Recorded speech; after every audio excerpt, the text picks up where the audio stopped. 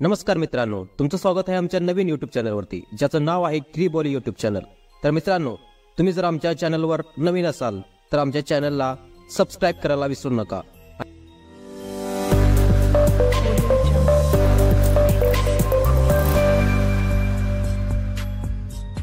भारताचा सर्वात यशस्वी कर्णधार महेंद्रसिंग धोनीचा जर्सी क्रमांक 7 बीसीसीआयने निवृत्त केली आहे। बीसीसीआयने खेळाडूंना त्याचा जर्सी क्रमांक निवडताना तो 7 निवडू नये अशी सूचना केली आहे।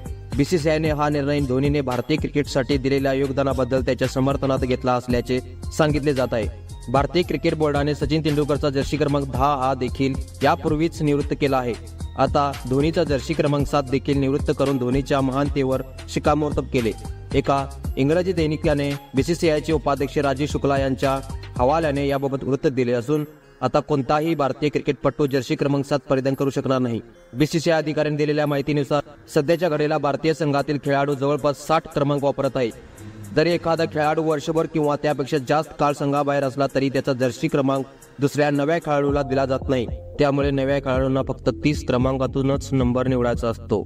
जर्सी क्रमांक 10 आणि 7 ची क्रेज। जर्सी क्रमांक 10 आणि जर्सी क्रमांक 7 याबाबत फुटबॉल पाठोपाठ क्रिकेटमध्ये देखील मोठी क्रेज पाहायला मिळते। फुटबॉलमध्ये सध्या खेळत असलेल्या लिओनेल मेस्सीचा जर्सी क्रमांक हा 10 आहे, तर क्रिस्टियानो रोनाल्डोचा जर्सी क्रमांक हा 7 आहे। यापूर्वी जिदान, ब्राझीलचा रोनाल्डिनो यांचा देखील जर्सी क्रमांक 10 होता।